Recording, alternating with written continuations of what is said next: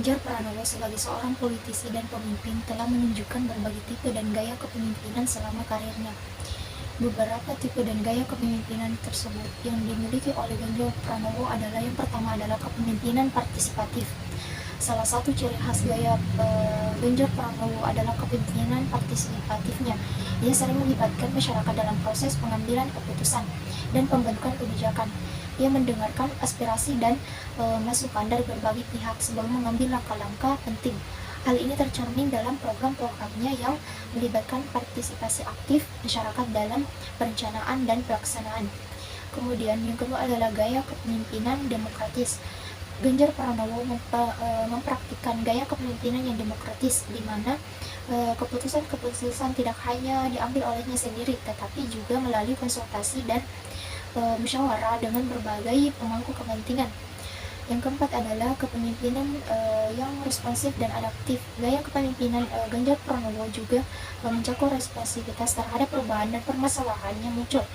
Ia mampu menyesuaikan diri dengan situasi yang berkembang dan merespon kebutuhan masyarakat dengan cepat. Kemudian Ganjar Pranowo merupakan pemimpin yang peduli. Gaya kepemimpinan ini juga mencerminkan rasa peduli terhadap kesejahteraan rakyatnya. Ia sering terlibat dalam kegiatan sosial dan program-program kesejahteraan masyarakat. Ganjar Pranowo adalah seorang politisi Indonesia yang lahir pada tanggal 24 Juni 1969 di Semarang, Jawa Tengah.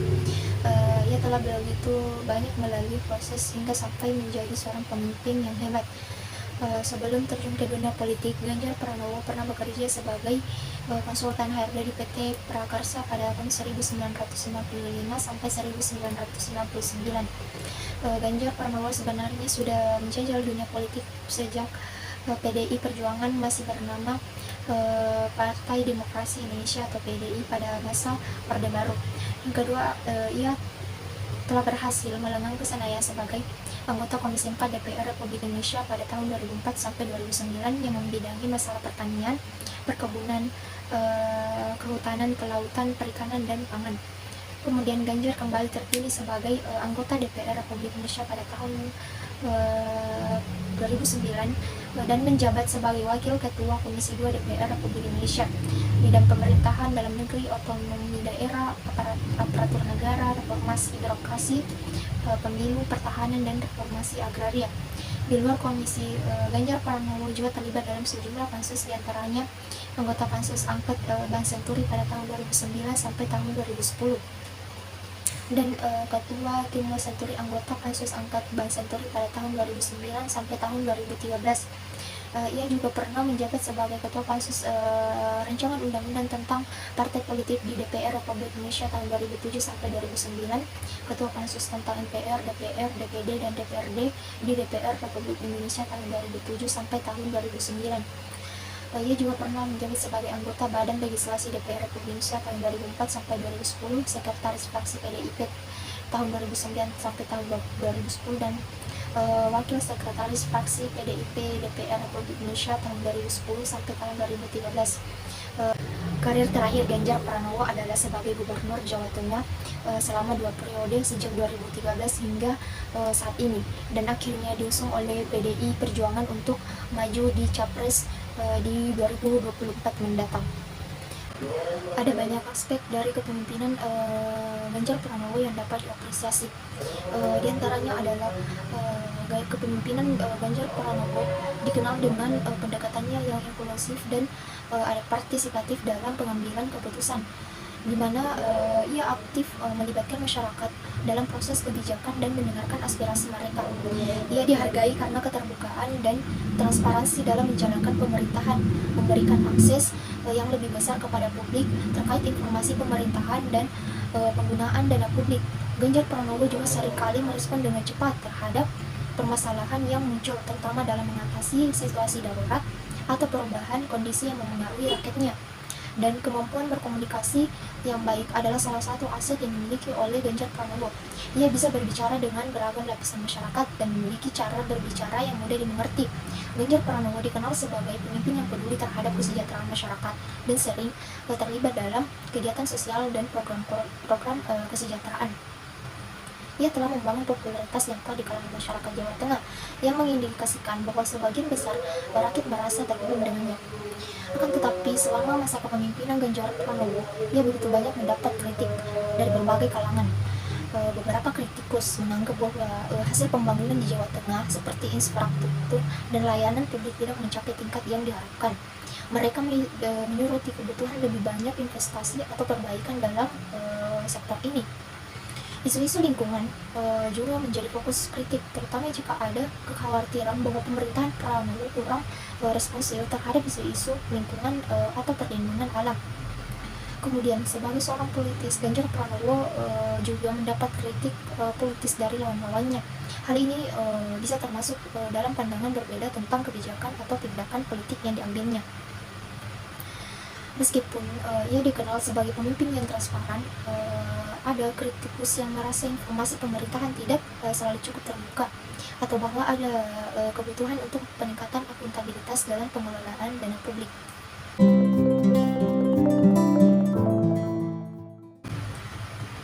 Yang kedua adalah gaya dan tipe kepemimpinan dari Prabowo Subianto. Prabowo Subianto adalah seorang politisi Indonesia yang telah memegang berbagai posisi dalam pemerintahan dan politik. Ada beberapa tipe dan gaya kepemimpinan dalam kepemimpinan Prabowo Subianto. Yang pertama adalah kepemimpinan militer. Prabowo memiliki latar belakang militer dan pernah menjabat sebagai Letnan Jenderal TNI Angkatan Darat. Gaya kepemimpinan selama karir militernya mencakup otoritas, disiplin, dan hierarki yang kuat. Yang kedua adalah kepemimpinan politik. Sebagai politisi, Prabowo Subianto telah menjadi anggota DPR Republik Indonesia dan mencalonkan diri dalam beberapa pemilihan presiden Indonesia. Gaya kepemimpinan politisnya mungkin mencakup kemampuan untuk berbicara di depan umum, kampanye politik, dan negosiasi politik. Kemudian yang ketiga adalah gaya kepemimpinan situasional. Bisa Prabowo Subianto pada situasi kampanye. Gambaran jelas dibawa kemana organisasi yang dia pimpin dan dia tahu bagaimana untuk mencapainya. Hal ini diperlihatkan dengan jelas oleh Prabowo Subianto. Prabowo Subianto juga mempunyai kemampuan luar biasa dalam seni berkomunikasi, memberikan inspirasi kepada pengikutnya, serta memberi inspirasi dan kepercayaan pada pengikutnya. Segala risiko sudah pernah dihadapi Prabowo, mulai dari peperangan, krisis politik, dan kepemimpinan tingkat nasional, sampai karir militer yang dipertaruhkan telah dilaluinya.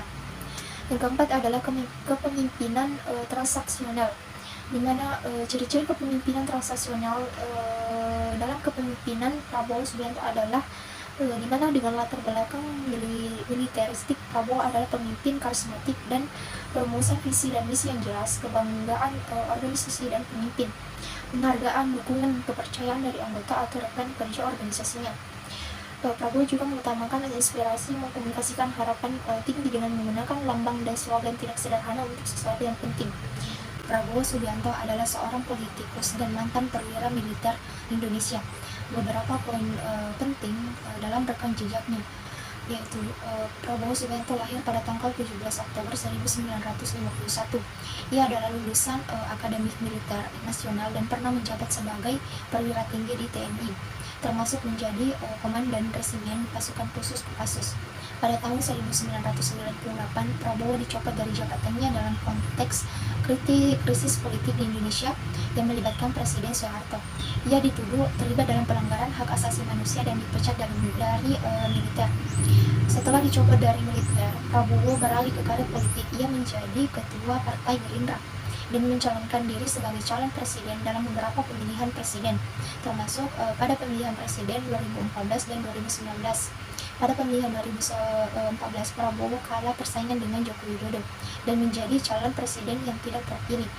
Kemudian pada pemilihan presiden tahun 2019, Prabowo kembali mencalonkan diri sebagai presiden dan kalah lagi dalam persaingan dengan Jokowi. Prabowo Subianto telah menjadi tokoh sentral dalam politik Indonesia selama beberapa tahun terakhir. Dia telah mengambil peran dalam oposisi terhadap pemerintahan yang berkuasa dan memiliki basis pendukung yang kuat.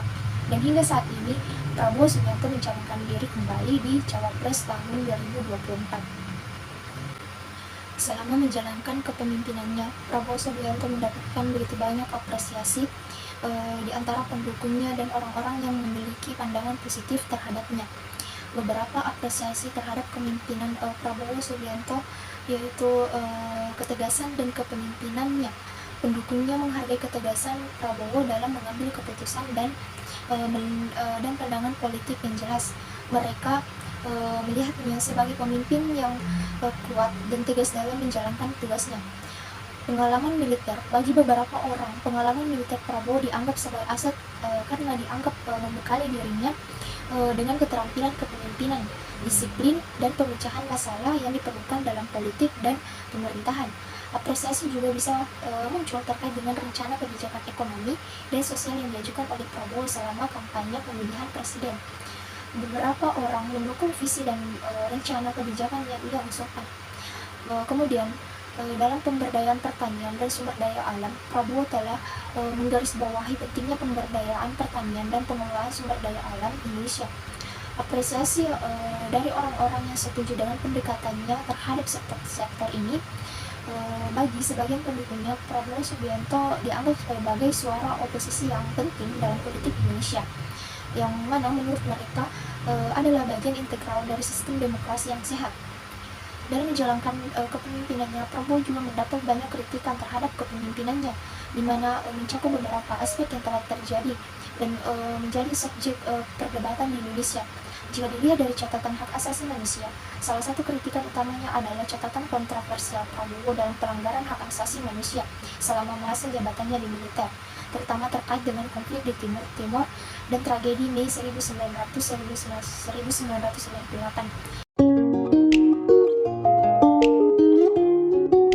Gaya kepemimpinan Anies Baswedan dapat dijelaskan sebagai campuran antara gaya kepemimpinan demokratis, inklusif, dan adaptif. Adapun ciri-ciri gaya kepemimpinan dari Anies Baswedan, yang pertama adalah kepemimpinan demokratis. Anies Baswedan cenderung melibatkan masyarakat dalam setiap pengambilan keputusan penting. Ia sering mendengarkan masukan dan pendapat dari berbagai pihak sebelum membuat keputusan, terutama dalam konteks pemerintahan di Kota Jakarta. Ia menciptakan rasa partisipatif dan transparansi dalam proses pengambilan keputusan. Tipe kepemimpinan demokratis ini mengarah pada bagaimana mereka dapat melakukan penerimaan dan melakukan kesadaran bahwa pendapat bawahan ataupun masyarakat itu diperlukan untuk berjalannya kepemimpinan yang baik dan benar. Sebagai seorang gubernur, Anies Baswedan tentu menerapkan tipe kepemimpinan demokratis dengan menerima berbagai saran dari masyarakat ataupun bahkan komentar dari masyarakat. Dalam hal ini, bentuk demokrasi itu dapat dilihat ketika bagaimana masyarakat Jakarta banyak mengeluh tentang banjir yang terus terjadi. Pada akhirnya, Anies Baswedan melakukan evaluasi untuk menerapkan berbagai pembangunan saluran air ataupun melakukan kebijakan-kebijakan yang setidaknya bisa mengurangi banjir di DKI Jakarta tersebut.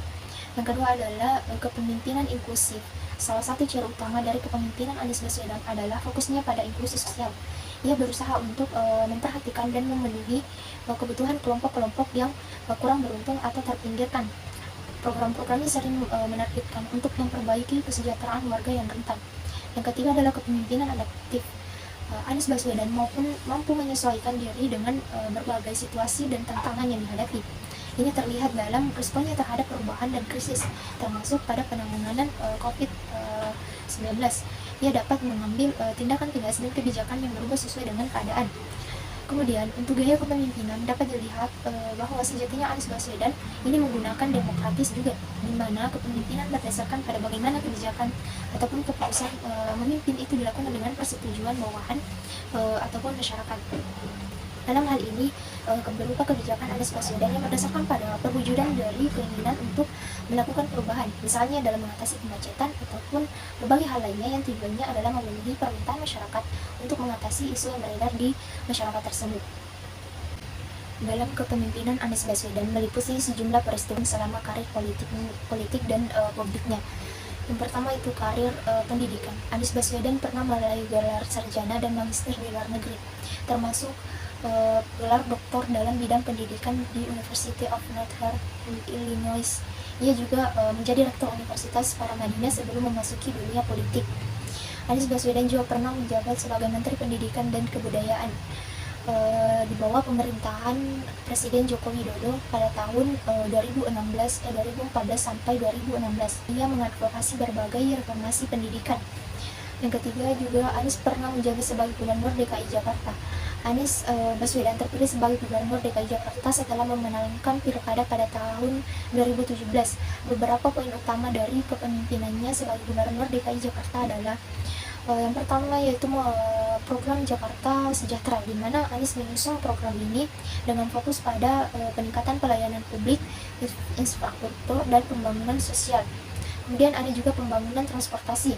Salah satu proyek terkenalnya adalah pembangunan transportasi umum seperti proyek LRT dan MRT Jakarta.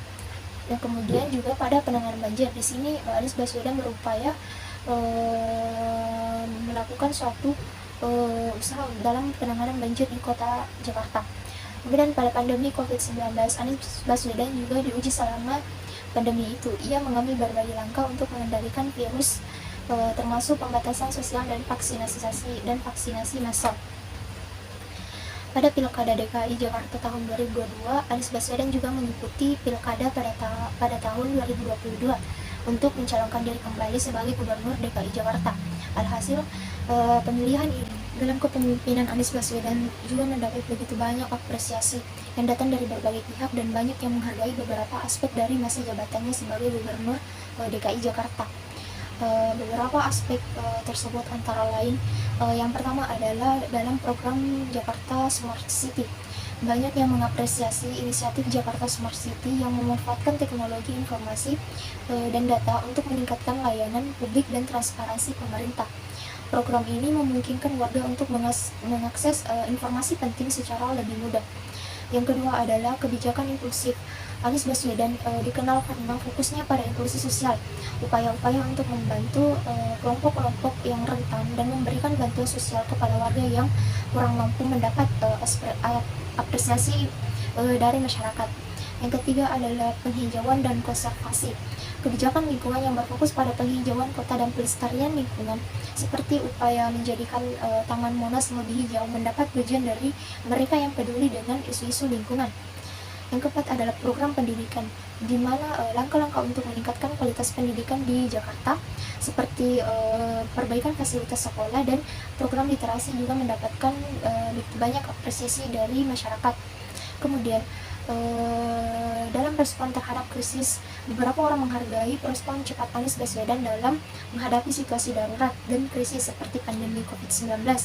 Langkah-langkah pembatasan dan upaya pengujian masih dianggap sebagai tindakan yang diperlukan untuk melindungi masyarakat. Kemudian dalam visi pembangunan Jakarta, Anies Baswedan sering diapresiasi karena memiliki visi besar untuk menjadikan Jakarta sebagai kota yang lebih modern dan berkelanjutan. Kemudian dalam keterlibatan politik, Anies Baswedan dalam berkomunikasi dalam masyarakat melalui berbagai forum dan media sosial juga mendapat pujian sebagai upaya untuk menjaga transparansi dan partisipasi warga. Dalam kepemimpinannya juga tidak banyak mendapat banyak kritikan dari berbagai kalangan masyarakat, seperti dalam penanganan banjir, yang mana banjir tetap menjadi permasalahan di Jakarta, dan penanganan banjir ini adalah salah satu isu yang terus dikritik oleh masyarakat. Meskipun telah ada upaya membangun waduk dan sistem drainase, akan tetapi beberapa banjir besar masih terjadi dan ini mendapatkan kritik dari warga yang mengalami dampaknya. Yang kedua adalah terkait dalam kebijakan transportasi, yang mana kebijakan transportasi yang diterapkan oleh Anies Baswedan termasuk program Jaklingko tetap menjadi sumber kritik. Beberapa orang merasa bahwa sistem transportasi masih menghadapi tantangan yang signifikan dalam menyediakan layanan yang efisien dan nyaman bagi warga. Kemudian dalam kebijakan lingkungan ini, meskipun ada upaya untuk memperbaiki kondisi lingkungan, masalah polusi udara dan lingkungan lainnya masih menjadi perhatian dan terus mendapatkan kritik. Beberapa pihak mungkin berpendapat bahwa langkah-langkah yang diambil belum mencapai hasil yang memadai. Kemudian banyak dalam masa pandemi COVID-19, Anies Baswedan juga mendapat kritik karena keputusan-keputusan yang diambil seperti pembatasan ketat telah memicu respon yang beragam dari masyarakat, dan penilaian atas aktivitas langkah-langkah tersebut terus menjadi perdebatan di kalangan masyarakat. Kemudian dalam ketegangan politik antara pemerintah pusat dan pemerintah daerah termasuk Jakarta tetap menjadi isu. Ini menciptakan dinamika politik yang rumit dan mendapatkan kritik dari pihak yang merasa bahwa Hal ini menghambat kemajuan Jakarta. Kemudian terutama dalam kemiskinan dan ketidaksetaraan sosial. Kritik terkait kemiskinan dan ketidaksetaraan sosial masih relevan. Beberapa orang berpendapat bahwa upaya untuk mengurangi ketidaksetaraan sosial dan mendukung warga yang kurang mampu perlu untuk ditingkatkan. Mungkin itu beberapa penjelasan mengenai tipe dan gaya kepemimpinan, jejak, apresiasi serta kritikan terhadap Cawapres tahun 2014, yaitu Ganjar Pranowo, Prabowo Subianto, dan Anies Baswedan. Sekian dan terima kasih. Wabillahi taufiq wal hidayah. Wassalamualaikum warahmatullahi wabarakatuh.